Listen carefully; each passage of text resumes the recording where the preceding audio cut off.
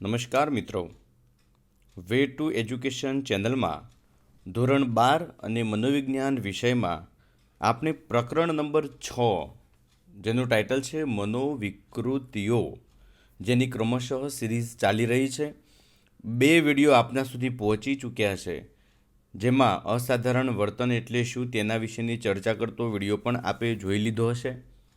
ત્યારબાદ જૈવીય પ્રતિમાન, કે જે ખૂબ અગત્યનો મુદ્દો છે, પણ કોરોનાની મહામારી અનુસંધાને 2021ની બોર્ડની પરીક્ષા માટે જ માત્ર 21ની પરીક્ષા માટે જ એને મોકૂફ રાખ્યો છે. પણ એ વિડીયો ઓલરેડી અપલોડ થઈ ચૂકેલો છે, એટલે આપણે એને સમજવાના પ્રયાસો કર્યા છે.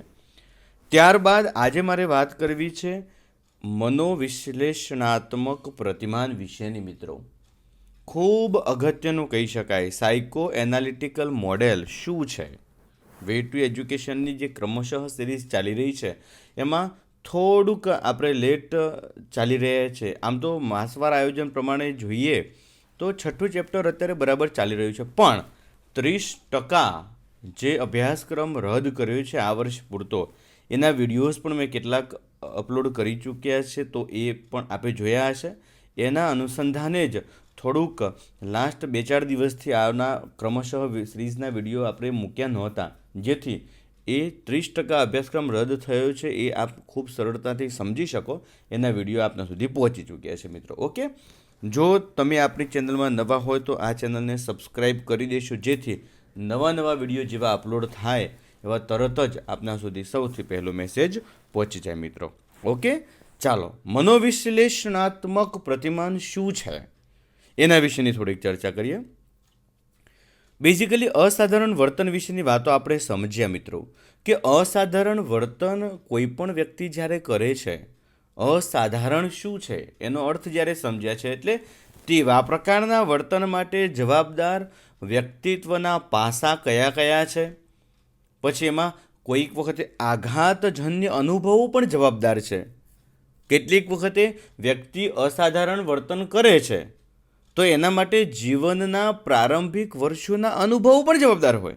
એટલે કે ખરા અર્થમાં કોઈ પણ વ્યક્તિ મનોભારનો ભોગ બન્યો છે અથવા તો અસાધારણ વર્તન કોઈ પણ વ્યક્તિમાં જોવા મળે છે, તો એ શાના કારણે છે એવો મનોવૈજ્ઞાનિકોએ જ્યારે અભ્યાસો કર્યા, અને એ અભ્યાસોના આધારે મનોવૈજ્ઞાનિકોએ જે અલગ અલગ અભ્યાસો કર્યા, એમ પોતપોતાના અભ્યાસોના આધારે એમને પ્રતિમાનો રજૂ કર્યા.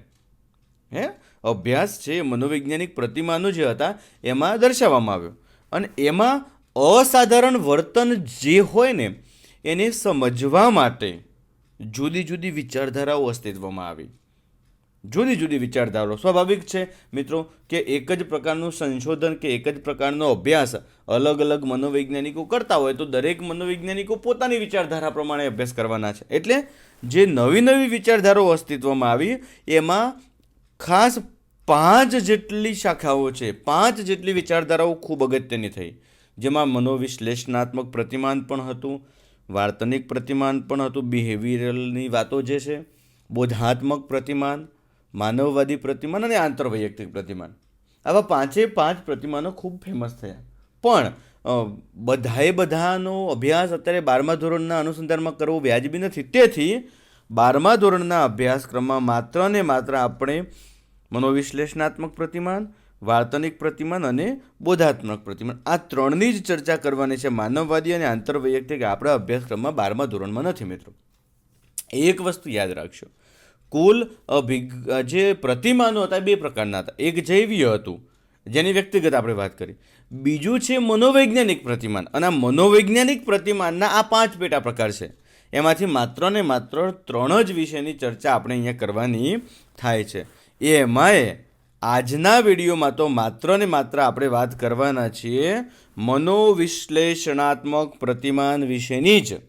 એના પછી વાર્તનિકનો અલગ આપણે મુદ્દો રાખશું, એનો અલગ વિડીયો હું તમારી સામે મૂકીશ, અને બોધાત્મક પ્રતિમાનનો પણ અલગ વિડીયો તમારી સામે આવશે મિત્રો. ઓકે, કારણ કે એક સાથે એક જ વિડીયોમાં તમામ બાબતોને આવરી લેવી અને 1-1.5 કલાકનો વિડીયો બનાવવો એ મને વ્યાજબી નથી લાગતો.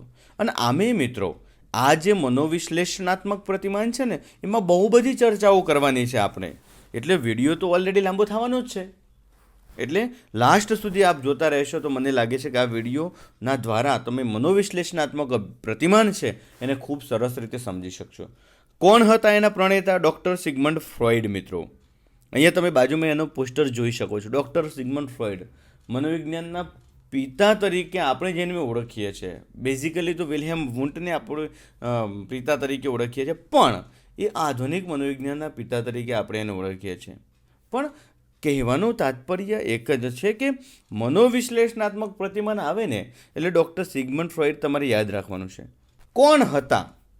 એમને પોતાના ચિકિત્સક અનુભવોને આધારે, મિત્રો પોતે ચિકિત્સક હતા એટલે કે સાયકિયાટ્રિસ્ટ હતા, એક ડૉક્ટર હતા, અને એમની જોડે જ્યારે પેશન્ટ આવતા ગયા ડૉક્ટર એટલે એમને ઘણા બધા અનુભવો આવતા ગયા, અને એમને પોતાને જે અનુભવો થયા ને એ અનુભવોના આધારે એક પોતાની વિચારધારા દર્શાવી, પોતાની એક વિચારધારા વ્યક્ત કરી, અને એના મુખ્ય ખ્યાલોમાં એને જે પોતાની વિચારધારામાં જેની વાતો કરી એમાં સૌથી ખૂબ અગત્યની વાતો એને કરી છે ચેતન અને અચેતન મન વિશેની. મિત્રો ખૂબ અગત્યનો મુદ્દો છે, યાદ રાખશો. હવે શરૂઆત થાય છે આપણા મનોવિશ્લેષણાત્મક પ્રતિમાનની. કોન્શિયસ અનકોન્શિયસ માઇન્ડ બહુ મજાનો મુદ્દો છે મિત્રો. કોઈ પણ વ્યક્તિ જ્યારે અસાધારણ વર્તન કરે છે ને તો એના માટે અચેતન મનમાં રહેલી દમિત લાગણીઓ, યાદ રાખશો મિત્રો, કેવી દમિત લાગણીઓ, એના આવેગો અને દુઃખદ અનુભવો જવાબદાર છે, એવું ડૉક્ટર સિગમન્ડ ફ્રોઈડે જણાવ્યું. શું કીધું? ડૉક્ટર સિગમન્ડ ફ્રોઈડે સ્પષ્ટ જણાવ્યું કે કોઈ પણ વ્યક્તિ જ્યારે અસાધારણ વર્તન કરે છે ને તો એના માટે મુખ્યત્વે 3 બાબતો ખૂબ અગત્યની છે, જવાબદાર છે. એક તો છે અચેતન મનમાં રહેલી દમિત લાગણીઓ. હવે તમને એમ થશે કે સર અચેતન મનમાં રહેલી અને દમિત એટલે મિત્રો, હવે સાંભળો, એક નાનકડી વાત કહું. તમે આજે દાખલા તરીકે કોઈ પણ ઘરે આપણે મમ્મી કે પપ્પાને એમ કહ્યું કે મમ્મી મારે કપડાં જોઈએ છે, અથવા તો એક નવી ટી શર્ટ લેવી છે, અથવા તો મારે એક નવું ટોપ લેવું છે, તો પપ્પાએ એમ તમને કહે છે કે બેટા એક કામ કરો ને, એકાદ વીક પછી મારે સેલરી થશે ને, પગાર થશે ને, એટલે પછી હું તને લાવી દઈશ. આપણા મનમાં એ ટોપ કે એ ટી શર્ટ લેવાની ઈચ્છા મહેચ્છા જ્યારે થઈ છે, અને પપ્પાએ તો અઠવાડિયા માટે આપણે એ વાતને દબાવી દીધી કે વાંધો નહીં, અઠવાડિયું 10 દિવસ થશે, 15 દિવસ થશે, તો આપણને પાછી એ વાત યાદ રહેશે. પાછી પપ્પાની વાત કહીશું, પપ્પા કહે છે હજુ બેટા થોડાક દિવસ, 4 દિવસ તું ખમી જા ને. 5 કે 6 દિવસ પછી નવું ટોપ કે નવી ટી શર્ટ આવી જાય તો આપણી જે ઈચ્છા હતી એ પૂર્ણ થઈ ગઈ.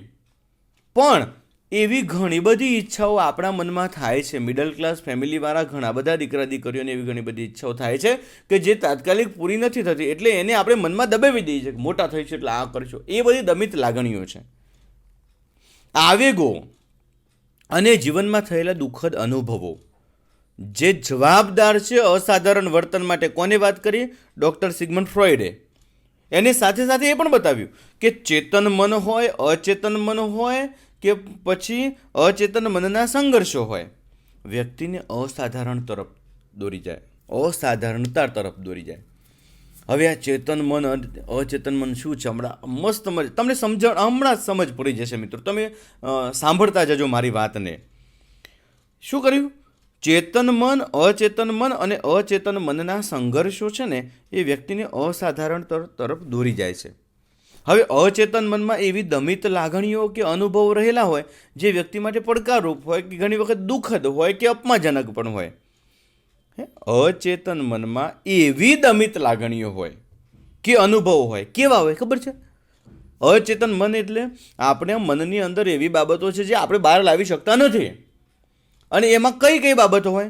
વ્યક્તિ માટે જે પડકારરૂપ હોય, કોઈ કામ કરવાની આપણે ઈચ્છા મહેચ્છા રાખીએ છીએ પણ આપણાથી એ કામ થતું નથી બેટા, આપણાથી એ કામ થતું નથી. કામ કરવાની તમન્ના છે, ઈચ્છા છે, પણ આપણે કામ નથી કરી શકતા, આપણા માટે પડકારરૂપ બાબત છે.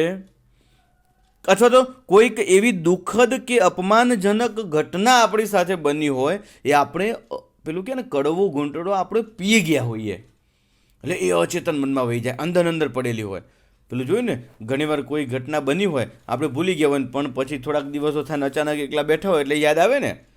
હા યસ, એનો અર્થ એવો નથી કે એ ઘટના ને વરસ થઈ જાય એટલે પૂરી નથી થઈ જતી અથવા તો એ વિસરાઈ નથી જતી.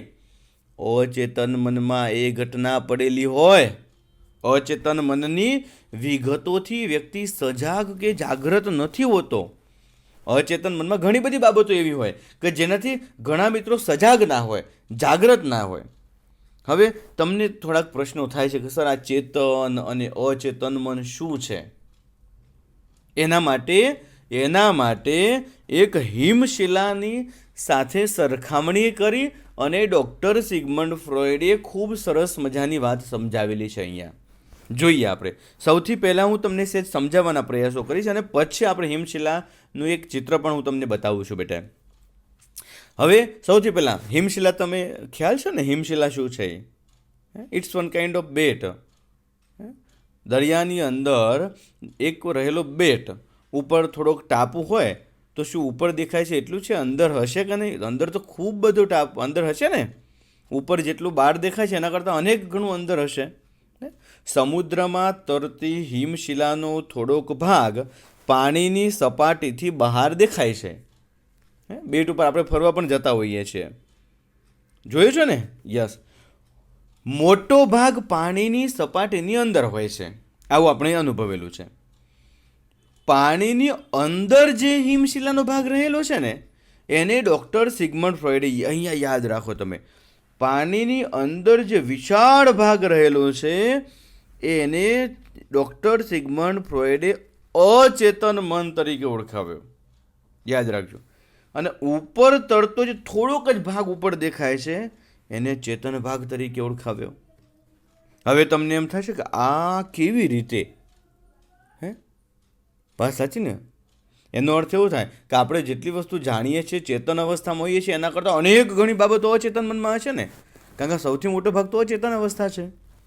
અચેતન મનમાં રહેલી જે વિગતો છે એ કોઈને કોઈ સ્વરૂપે બહાર આવવાનો પ્રયાસ કરે મિત્રો. યસ, આજે કોઈ તમારી ઈચ્છા પૂરી નથી થઈ, સમજો.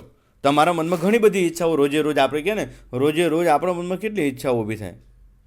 ખાવા પીવાથી શરૂઆત કરીને જાજી ઈચ્છાઓ ઊભી થાય છે. જો ભરવા બેસે તો 2 થી 3 ટ્રક ભરાઈ જાય, એટલી બધી ઈચ્છાઓ ઊભી થાય છે ને. એ ઈચ્છાઓ, શું તમે તમામ ઈચ્છાઓ પૂર્ણ કરો છો રોજે રોજ? આપણે જેટલી ઈચ્છાઓ થાય છે બધી પૂરી થાય છે? તો ના બેટા, તમામ ઈચ્છાઓ આપણે પૂરી કરી શકતા નથી. જે ઈચ્છાઓ પૂરી થાય છે એ ચેતન અવસ્થામાં છે અને જે ઈચ્છાઓ આપણે પૂર્ણ કરી શકતા નથી એ તમામ ઈચ્છાઓને આપણે અચેતન મનમાં ધકેલી દઈએ છીએ. અને જ્યારે ભવિષ્યમાં, આજે દાખલા તરીકે મને એક બાઇક લેવાની ઈચ્છા થઈ છે 1 લાખ રૂપિયાની, પણ મારી જોડે ઈચ્છા થઈ છે પણ પૈસા નથી. એટલે ઈચ્છા તો થઈ છે એટલે આપણે પૂરી નથી કરી શકીએ. એટલે શું થાય? એ ઈચ્છા અચેતન મનમાં ધકેલાઈ જાય. અને પછી જ્યારે 1 લાખ રૂપિયાની સગવડ વ્યવસ્થા થઈ જાય, કમ્પ્લીટ થઈ જાય છે હેમખેમ હોય, તો પાછી એ મનમાં રહેલી ઈચ્છા તો જાગૃત થવાની છે ને. એ વખતે તમે એ ઈચ્છાને પૂર્ણ કરો છો. એટલે અહીંયા તમે એક ચિત્ર જોઈ શકો છો મિત્રો. અહીંયા સ્પષ્ટ લખેલું છે કોન્શિયસ એટલે કે ચેતન, અનકોન્શિયસ એટલે કે અચેતન અવસ્થા. અહીંયા પણ આ ઈડ, ઈગો અને સુપર ઈગો, આ 3 બાબતો હમણાં જ થોડીક વાર પછી આપણે ભણીએ છીએ. અહીંયા માત્ર ને માત્ર તમે જોઈ શકો છો, જો આટલો ભાગ છે ને આ હિમશિલા છે, આટલાથી આ ભાગ દરિયો છે. દરિયાની અંદરનો ભાગ કેવડો મોટો છે તમે જુઓ, અને ઉપર તો આટલો વ્હાઇટ કલરનો છે એટલું જ દેખાય છે. એટલે એટલી ચેતન અવસ્થા છે. બાકીની કેટલી મોટી અવસ્થા એને આપણે અચેતન અવસ્થા તરીકે ઓળખીએ છીએ મિત્રો. હવે તમને એમ થતો છે કે ઓહો કેટલી બધી બાબતો છે આ તો. કેટલી બધી બાબતો છે. એટલે અહીંયા જે ડૉક્ટર સિગમન્ડ ફ્રોઈડે જે વાત કરેલી છે કે અંદર રહેલી જે બાબતો છે એ અનકોન્શિયસ છે. ઘણી વખત એવું થાય, અચેતન મનમાં રહેલી ઈચ્છાઓ કે વિગતો હોય ને, અચેતનમાં રહેલી, મનમાં રહેલી વિગતો ને કોઈને કોઈ સ્વરૂપે બહાર આવવાનો પ્રયાસ કરે ને, ઘણી વખતે કેવું થાય? આવું થાય. જુઓ, લખવા કે બોલવાની ભૂલના સ્વરૂપમાં તો ક્યારેક સ્વપ્ન તરીકે બહાર આવે. બહાર આવે. ઘણી વખતે કોઈ ઈચ્છા બાકી રહી ગઈ હોય આપણે હા યસ ઘણા બધા મિત્રો એમ કહેતા હોય છે કે અમુક મિત્રો એવું કહે છે કે આપણને જે સ્વપ્ન આવે ને એવી ઘટના બને. તો ઘણા મિત્રો એમ કહે છે કે ના એવું ના હોય, જે ઈચ્છા પૂર્ણ થવાની બાકી રહી ગઈ હોય ને એનું સ્વપ્ન આપણને આવે. ઘણા બધા મિત્રો એમ કહે છે કે દિવસ દરમિયાન આપણે જેના વિશેના જે ઘટના, વ્યક્તિ, વસ્તુ વિશેના અનુભવોને શેર કર્યા હોય અથવા તો આખો દિવસ જેની ચર્ચા કરી હોય ને એ વસ્તુ સ્વપ્નમાં આવે. હવે વાસ્તવિકતા શું છે તો આપણે પછી સમજવાના છે, પણ આવે તો ખરું જ. ક્યારેક સ્વપ્ન અવસ્થામાં પણ આવે. અચેતન મનમાં રહેલી ઈચ્છા ઊભી થઈ છે, ખૂબ તાલાવેલી છે કોઈ પણ વસ્તુ લેવાની, અને આપણે જ્યારે ઈચ્છા પૂરી કરી શકતા નથી એટલે અચેતન મનમાં ધક્કો વાગી જાય અને પછી એ સ્વપ્નમાં આવે. તો કેટલીક વખતે અસાધારણ વર્તન, જેમ કે નખ કરડવા, પગ સતત હલાવવા. જો કોઈ પણ વ્યક્તિ વિચારે ચડી ગયું હોય ને તો નખના આમ કે ને હાથની આંગળીઓના નખ ઘણા બધા મિત્રોને હોતા જ નથી, ખાઈ જ જાય. નખ કરડ્યા કરતા હોય, સતત પગ હલાવે, એકલા એક વિચારોમાં મગ્ન થઈ ગયા હોય, પગ સતત હલાવવાનું ચાલુ હોય, એકની એક ક્રિયાઓ વારંવાર કરતા હોય. આ બધી એક પ્રકારની મનોવિકૃતિઓ છે બેટા. જાગ્રત નથી, આપણને ખબર નથી, પણ એક પ્રકારની મનોવિકૃતિઓ તરીકે આપણે એને ઓળખી શકીએ. એમાંથી મનોવિકૃતિઓનો ઉદ્ભવ થાય. સાથે સાથે ડૉક્ટર સિગમન્ડ ફ્રોઈડે જે વાત કરી કે કોઈ પણ વ્યક્તિ હોય ને એ વ્યક્તિના વ્યક્તિત્વને જો આપણે સમજવું હોય ને તેના માટે 3 બાબતો સમજવી આપણે ખૂબ જરૂરી છે. એને 3 ઉપતંત્રો દર્શાવ્યા. કયા કયા? ઈડ. જો અહીંયા સાઈડમાં તમે ઈડ જોઈ શકો છો. ઈડ એને આપણે નિમ્ન અહમ તરીકે ઓળખીએ છીએ. આઈ વોન્ટ ધીસ એટલે ઈડ છે ને એ ઈચ્છાઓ ઊભી કરે. વારંવાર આપણા મનમાં જે ઉદ્ભવતી ઈચ્છાઓ છે ને ઈડમાંથી ઉદ્ભવે. ઈગો, અહીંયા તમે જુઓ છો, અહીંયાથી ego, let's work on it, ચાલો એના ઉપર કામ કરીએ, એવા પ્રકારની વિચાર કરે. ઈગો વિચાર કરે. અને સુપર ઈગો શું કે this is not the way to get it, આ સારું કામ છે કે આ ખરાબ છે, આ કરવું જોઈએ, આ ના કરવું જોઈએ, એવા પ્રકારની જે બાબતો વિશેનું ચર્ચા કરે કે વિચાર કરે, એક સુપર ઈગો છે. હવે આ 3 ભાગ શું છે ચાલો એને વિસ્તૃત સમજવાના આપણે આ વિડીયોમાં પ્રયાસ કરીએ. સૌથી પહેલાં ઈડ શું છે? ઈડ એ નિમ્ન અહમ છે. નિમ્ન અહમ એ આપણા શરીરમાં રહેલી મૂળ વૃત્તિઓ ઉપર આધારિત છે, જે હંમેશા સુખના સિદ્ધાંતને જ અનુસરે. આપણને જે બાબતો સારી લાગે છે, આપણને જે બાબતો ખૂબ ગમે છે એ પૂર્ણ થવી જોઈએ, એવા પ્રકારની વિચારસરણી ધરાવે છે ઈડ. જેમાં શું હોય? 2 બાબતો, 2 મૂળ વૃત્તિઓ રહેલી છે. એક છે જીવનની મૂળ વૃત્તિ અને બીજી છે મૃત્યુની મૂળ વૃત્તિ. હવે તમને એમ થશે કે જીવનની મૃત્યુ શું છે? ચલો, જીવનની મૂળ વૃત્તિ છે ને એમાં જાતીયતા અને મૃત્યુની મૂળ વૃત્તિમાં આક્રમકતા. આ ખૂબ અગત્યની બાબતો છે મિત્રો. જીવનની જે મૂળ વૃત્તિ છે એમાં જાતીયતા સંબંધી બાબતો સંકળાયેલી છે, સેક્સ્યુઅલ બાબતોનો સમાવેશ છે. જ્યારે મૃત્યુની જે મૂળ વૃત્તિ છે એમાં હંમેશા મુખ્યપણે આક્રમકતા સમાવેશ પામેલી છે. હવે તમને એમ થતું હશે કે આ જીવનની મૂળ વૃત્તિ શું છે? જાતીયતા સાથે સંકળાયેલી છે મિત્રો. એને લિબિડો તરીકે પણ આપણે ઓળખીએ છીએ. જ્યારે મૂળ વૃત્તિ મૃત્યુની જ્યારે કરીએ છીએ એમાં 2 બાબતો, આક્રમકતાની અંદર 2 બાબતો ખૂબ અગત્યની છે, બાહ્ય દિશા અને આંતરિક દિશા. પાછો નવો શબ્દ છે બાહ્ય દિશા અને આંતરિક દિશા. શું છે? જો આવું થાય છે ઘણી વખતે. બાહ્ય દિશા એટલે આક્રમકતાની વૃત્તિમાં વ્યક્તિ અન્ય વ્યક્તિને ઈજા પહોંચાડે, મારઝૂડ કરે, ઝઘડા કરે, ફોન વારંવાર કર્યા કરે, એવા પ્રકારના વર્તનો બાહ્ય દિશાની આક્રમક પ્રવૃત્તિ અલગ અલગ પ્રકારની હોય. આક્રમક પ્રવૃત્તિ એટલે વ્યક્તિ ઉપર ગુસ્સે થઈને મારવું જ એવું જરૂરી નથી, બીજા જ વ્યક્તિને મારવું એવું એ જરૂરી નથી. ઘણી વખતે આંતરિક દિશા, બાહ્ય દિશા એટલે અન્ય વ્યક્તિને નુકસાન કરે, પરપીડન, બીજા વ્યક્તિને દુઃખ પહોંચાડે. પરપીડન અને સ્વપીડન આવા 2 શબ્દો છે. જ્યારે કેટલીક વખતે કેટલીક વ્યક્તિઓ એવી પણ હોય છે કે જેમાં આંતરિક દિશામાં વ્યક્તિ પોતાની જાતને નુકસાન કરે, પોતાના નખ કરડી ખાય કે આંગળીઓની ચામડીને કોતરી નાખે કે એવું પણ બને છે. એટલે કહેવાનું તાત્પર્ય એક જ છે કે ઘણી વખતે કોઈ પણ વ્યક્તિઓની અંદર જ્યારે આવા પ્રકારની બાબતો જોવા મળે, પોતાની જાતને નુકસાન કરે, અન્ય વ્યક્તિઓને નુકસાન કરે, અસાધારણ વર્તનમાં આ બધી બાબતો જોવા મળે છે મિત્રો. આ ડૉક્ટર સિગમન્ડ ફ્રોઈડનું કહેવાનું તાત્પર્ય એક જ છે. બીજા આપણે જેમ ઈડ જોયું નિમ્ન અહમ, એની સાથે સાથે સંકળાયેલી બીજી બાબત છે અહમ એટલે કે ઈગો. એ વાસ્તવિકતાના સિદ્ધાંતને અનુસરે છે. જીવનમાં તમારા ઈડમાંથી જે ઈચ્છા ઊભી થઈ છે કે મારે આ કામ કરવું છે, પણ એ કામ ખરા અર્થમાં કરી શકાય કે કેમ, વાસ્તવિકતા સાથે સંકળાયેલું કોઈ બાબત હોય તો એ ઈગો છે. ઉંમરની સાથે સાથે બાળકમાં નિમ્ન અહમનો તો વિકાસ થાય. નાનું બાળક હોય ધીમે ધીમે મોટું થતું જાય. એમ જોયું તમે, નાનું બાળક હોય ને એની ઈચ્છા જેવું કાંઈ હોય ને, જે ખવડાવો એ ખાઈ લે, જે પીવડાવો એ પી લે. પણ તમે જોજો 1.5 વર્ષનું 2 વર્ષનું થાય મારો દીકરો કે દીકરી, તો પછી એને ખબર પડતી જાય, એનામાં ઈડ આવતું જાય. આ સારું છે, આ ખરાબ છે, આ ભાવે છે, આ નથી ભાવતું. જે ન ભાવતું હોય એના પ્રત્યે આમ નારાજગી વ્યક્ત કરશે ને મોઢું ફેરવી લેશે ને. નાનું હોય ત્યારે ગમે તેવી દવા પીવડાવો પી લે ને, ધીમે ધીમે મોટું થતું જાય મેં એને દવા પીવામાં પણ કે ના આ તો મજા નથી આવતી, આ મને નથી ગમતી, એવું કહેતું થાય, મોઢાથી રિએક્શન આપતું જાય. એટલે એ નિમ્ન અહમ એટલે ઈડનો ઉદ્ભવ થાય ત્યાર પછી એની શરૂઆત થાય. જે એક ઈગો છે ને, ઈગો એ નિયંત્રક છે કોઈ પણ. કારણ કે ઈડમાંથી તો રોજે રોજ ઘણી બધી ઈચ્છા ઊભી થવાની છે. ક્લાસરૂમમાં હું ભણાવતો અને અચાનક ઈચ્છા ઊભી થાય પાણી પીવું છે, પણ એ ઈડમાંથી ઉત્પન્ન થયેલી ઈચ્છા ઈગો છે એના ઉપર વિચાર કરે. ઈગો એમ કહે છે કે તમે વાત સાચી, તમારે પાણી પીવાની ઈચ્છા છે, પણ તમે ક્લાસમાં છો તો તમે ચાલુ ક્લાસે બહાર જઈ શકતા નથી. ચલો પાણી તો એક નોર્મલ વસ્તુ છે અત્યારે, કે ચલો ગરમીના દિવસો હોય તો શિક્ષક છે કે વિદ્યાર્થી મિત્રો બોટલ લઈને આવતા હોય અને ચાલુ લેક્ચરે પાણી પીવાની થાય તો એ પી શકાય. પણ ચાલુ લેક્ચરે મને જમવાની ઈચ્છા થાય તો હું જઈ શકું? આમ તો જાય, કોઈ પણ શિક્ષક જાય તો કોઈ વિદ્યાર્થીઓ ના નથી કહેવાના, પણ નિયંત્રક ઈગો છે ને નિયંત્રણ મૂકે કે નહીં હો, તમે you are in the classroom, તમે ક્લાસરૂમમાં છો, તમારે આ કામ કરવાનું થતું નથી, ન કરવું જોઈએ.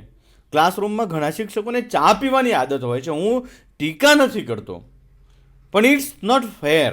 હા ઠીક છે કે કોઈક પ્રસંગોપાત કે કોઈક એવું હોય તો તમે પ્રસંગોને અનુરૂપ તમે ચા પીતા હોય કે એ અલગ વસ્તુ છે, પણ રેગ્યુલર તમે ચા ક્લાસમાં પીવું જ ઇટ્સ નોટ ફેર, એ સારી વાત નથી. ઈગો છે ને આ બધી બાબતો ઉપર કંટ્રોલિંગ કરે છે. જીવન અને પરિસ્થિતિની વાસ્તવિકતાને ધ્યાનમાં રાખે છે. આપણા શરીરમાં મિત્રો એ આ જે વાતો કરું છું ને એનો અર્થ શું થાય ખબર છે? આપણા શરીરમાં 3 અવયવો છે. આ એટલે કોઈ દેખીતા નથી કોઈ મગજની જેમ, પણ એક એવા અવયવો ઈડ આપણા શરીરમાં ઈડ છે જે આપણા મનમાં, તમને ખબર છે, ખાવા પીવાની, જાતીયતાની, આ લેવું છે ને આ નથી, એ બધી ઈચ્છાઓ ઊભી કરવાનું કામ કોણ કરે છે? ઈડ. જ્યારે ઈગો તાત્કાલિક પૂર્ણ થતી ક્રિયાઓ, દાખલા તરીકે ચાલુ ક્લાસે કોઈક દીકરો છે એની સાથે મને હાથ મિલાવવાની ઈચ્છા થાય તો હું જઈને હાથ મિલાવી લઉં એટલે ઈચ્છા પૂરી થઈ જાય છે. પણ કોઈ દીકરી જોડે હાથ મિલાવવાની ઈચ્છા થાય તો એ ઈચ્છા થવી તો એ પૂરી કરી શકાય? આમ તો દીકરીઓ જ છે, પણ ચાલુ ક્લાસે અથવા તો ક્લાસરૂમમાં એ ન બનવું જોઈએ. ઈગો એ સમજાવે છે, વાસ્તવિકતાને ધ્યાનમાં રાખે અને માગણીને પહોંચી વળવાનો અને નિયંત્રણમાં રાખવાનો પ્રયાસ કરે. અમુક બાબતો અમુક સમયે પૂર્ણ કરી શકતા નથી, અમુક ઈચ્છાઓ અમુક સમયે પૂરી ન થાય, એવું વાસ્તવિકતાનો ખ્યાલ છે. એ અહમ એટલે કે ઈગો એને નિયંત્રણમાં મૂકે છે. ઉપરી અહમ, સુપર ઈગો મિત્રો, જે 3જા નંબરનો ભાગ હતો, સુપર ઈગો આદર્શવાદ છે, નૈતિકતાની સાથે સંકળાયેલી બાબત છે. મિત્રો નૈતિકતા જબરજસ્ત વાત છે.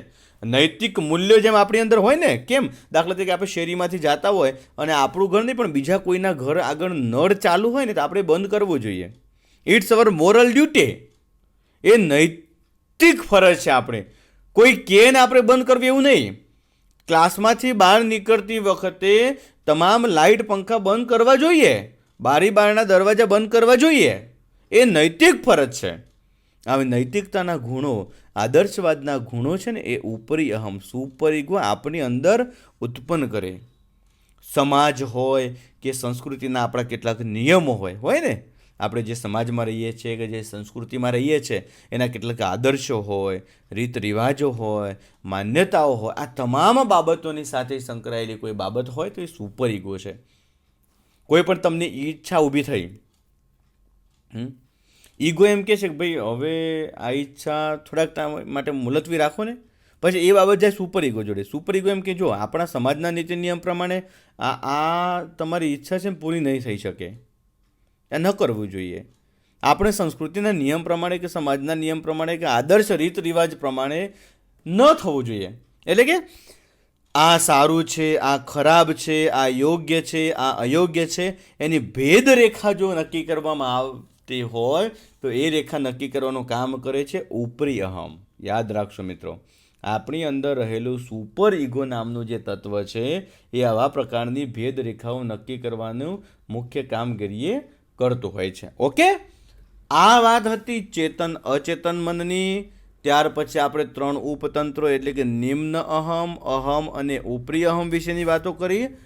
સાથે સાથે ડૉક્ટર સિગમન્ડ ફ્રોઈડે મનોજાતીય વિકાસની અવસ્થાઓ પણ આપી મિત્રો, કે કોઈ પણ નાનું બાળક છે એ જેમ જેમ મોટું થતું જાય એમ એની અંદર અમુક અવસ્થાઓ હોય. કેમ પેલું શિશુ અવસ્થા, બાલ્ય અવસ્થાઓ, એમ સિગમન્ડ ફ્રોઈડે પોતાની રીતે મનોજાતીય વિકાસના તબક્કાઓની અંદર 5 અવસ્થાઓ દર્શાવેલી છે કે કોઈ પણ બાળકનો વિકાસ આવી રીતે થાય. હમણાં જ મેં કહ્યું એમ મિત્રો કે મુદ્દો મોટો છે. બીજો, આ મુદ્દાને કે આ ટોપિકને 2 ભાગમાં ડિવાઈડ કરત ને તો થોડીક જોવાની પણ તમને મજા ન આવત, કારણ કે અડધો અહીંયા ને અડધો અહીંયા મૂકવું એના કરતાં બેસ્ટ એક જ વિડીયો, થોડોક લાંબો થાય ભલે, પણ એક જ વિડીયોની અંદર આ તમામ બાબતો મારે સમાવેશ કરવી છે. મનોજાતીય વિકાસની અવસ્થાઓ કઈ છે? મુખ અવસ્થા. ડૉક્ટર સિગમન્ડ ફ્રોઈડના મત પ્રમાણે સૌથી પહેલાં એને કહ્યું કે નાનું બાળક હોય કેટલા વર્ષનું? જન્મથી લઈને 2 વર્ષ સુધીનું. જન્મથી લઈને 2 વર્ષ સુધીનું બાળક જે હોય એ બાળકની અંદર મુખ અવસ્થા હોય, એટલે કે એ બાળક મુખાવસ્થાથી પોતાનો આનંદ પ્રાપ્ત કરતું હોય. હવે મુખાવસ્થા એટલે એનો અર્થ એવો થાય કે બાળકને કામુકતાનું મુખ્ય કેન્દ્ર મોં હોય. એટલે એ તમે જોયું છે ને, એ તમામ બાબતો, દરેક બાબતો એને જે હાથમાં આપો ને મોઢામાં જ નાખે. તમે જોજો, તમે એની આંગળી પકડાવો ને તમારી તો એ મોઢામાં નાખે. જોયું છે ને, નાના બાળકો જોયા છે ને? યસ, બાળક સ્તનપાન દ્વારા ખોરાક મેળવે છે, ખબર છે ને? માતાના સ્તનપાન દ્વારા માતામાંથી એ ખોરાક પ્રાપ્ત કરે છે અને સંતોષ અનુભવે છે. એટલે એને એમ જ હોય કે સ્તનપાન ક્યાંથી કરે છે? તો મોઢાથી. એટલે કોઈ પણ મનમાં ઈચ્છા ઊભી થાય છે, ભૂખ લાગે છે, તો મોઢાથી એ સંતોષ પ્રાપ્ત કરી શકે છે. એટલે એનું કોઈ પણ બાબતનો સંતોષ પ્રાપ્ત કરવાનું મુખ્ય કેન્દ્ર મોં હોય એવું એને લાગે છે. એટલે કોઈ પણ વસ્તુ એના હાથમાં આપવામાં આવે તે સીધી મોઢામાં નાખે છે. બાળક મોટા ભાગે ચૂસવાની ક્રિયા દ્વારા દરેક વસ્તુ મોંમાં મૂકીને આનંદ મેળવે છે.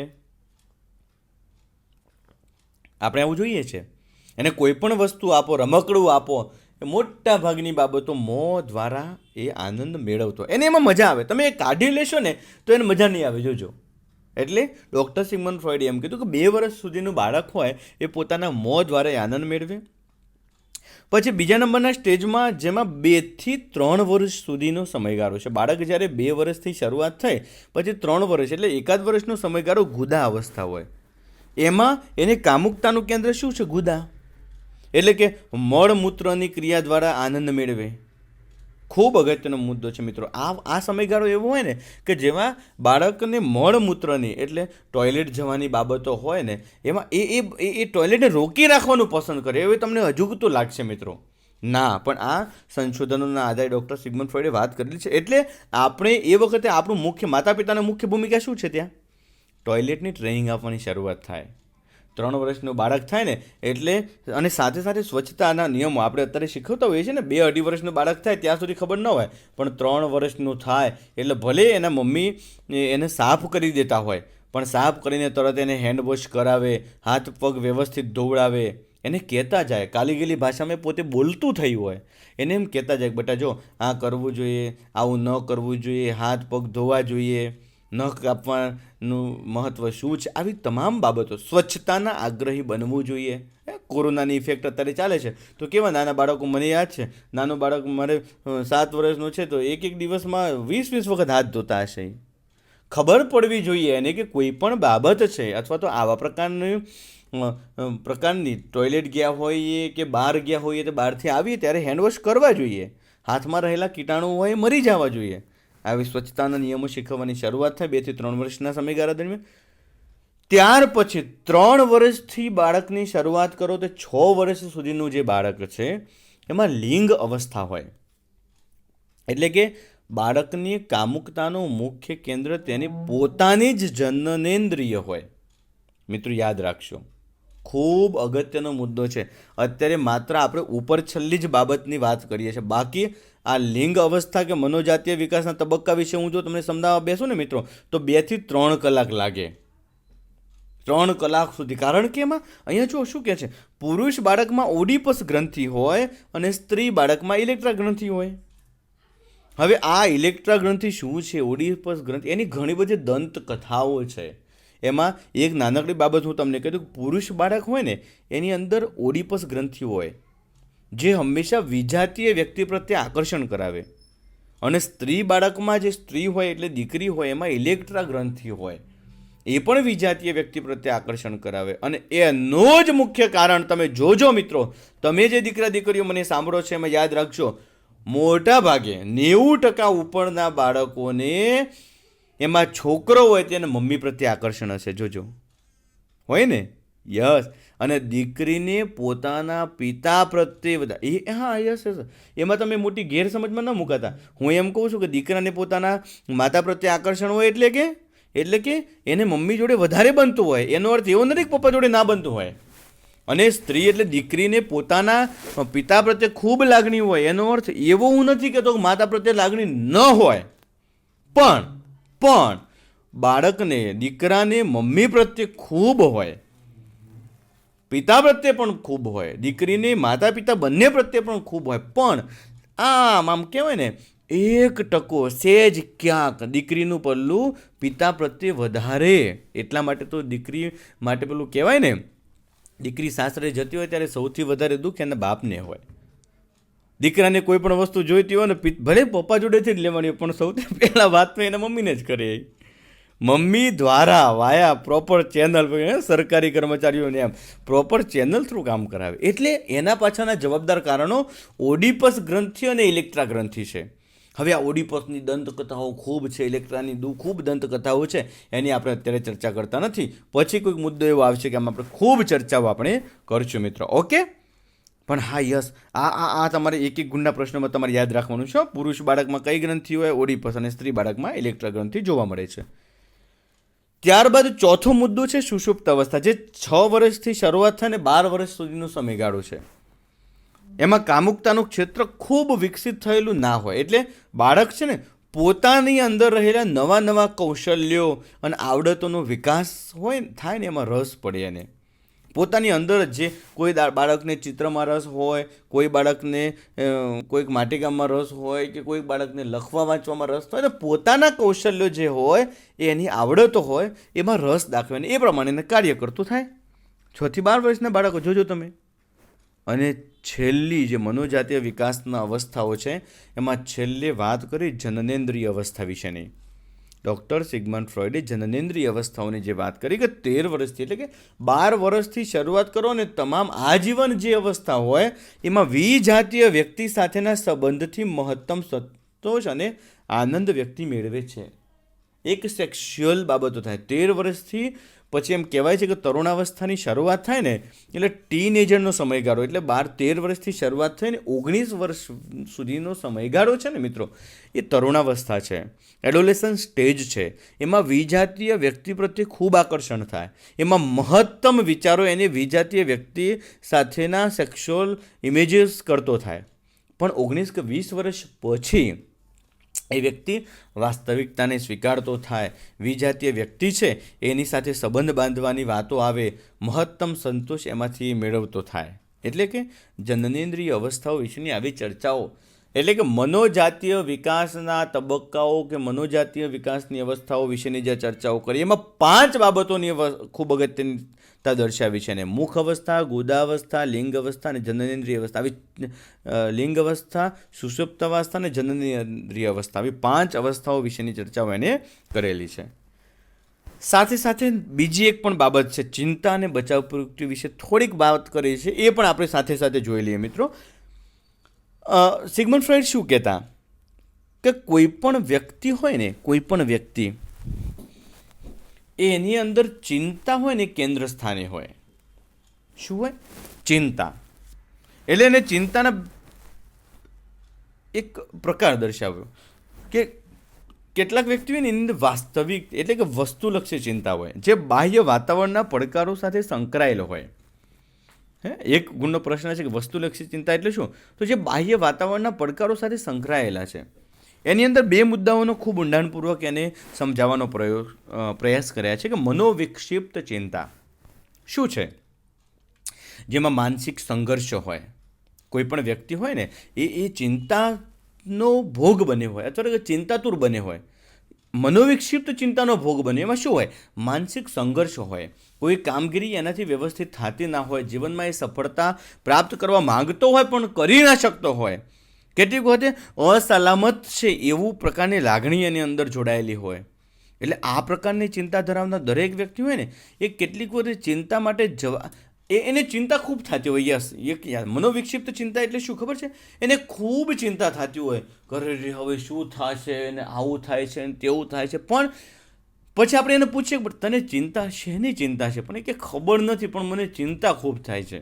એટલે અહીંયા જુઓ સ્પષ્ટ ને મનોવિક્ષિપ્ત ચિંતા એટલે ઘણા બધા વ્યક્તિઓ જીવનમાં એવા છે કે ક્યારેક ચિંતા માટેના કારણોથી એ વ્યક્તિ અજાણ હોય.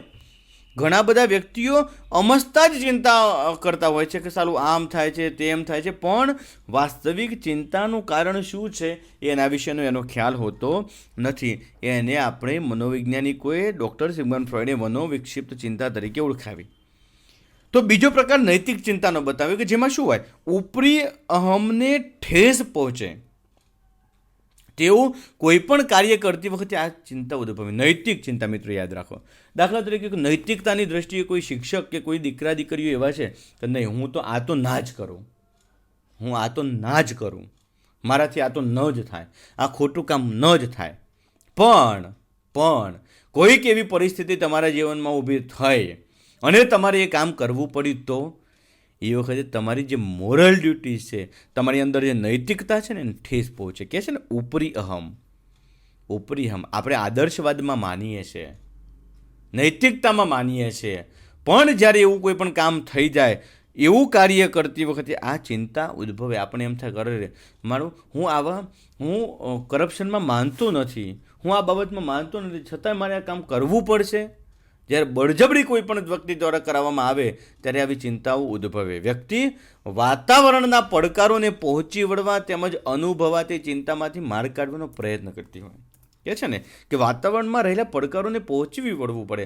અમુક નોકરી અમુક જોબ કરતી વખતે આવા પ્રકારની પરિસ્થિતિ ઊભી થાય છે કે જ્યાં તમારે પોતાના સિદ્ધાંતોને નેવે મૂકવા પડે. સાહેબ, પરિસ્થિતિ એવી ઊભી થાય. આપણે કોઈ પણ જોબની હું વ્યક્તિગત ચર્ચા નથી કરતો બેટા, પણ કેટલાક પ્રકારની નોકરીઓની અંદર એવા પ્રકારની પરિસ્થિતિ ઊભી થાય કે જ્યાં તમારે સિદ્ધાંતોને નેવા મૂકવા પડે. તમે એમ માનો છો કે હું આ નહીં જ કરું, પણ એ કરવું પડે.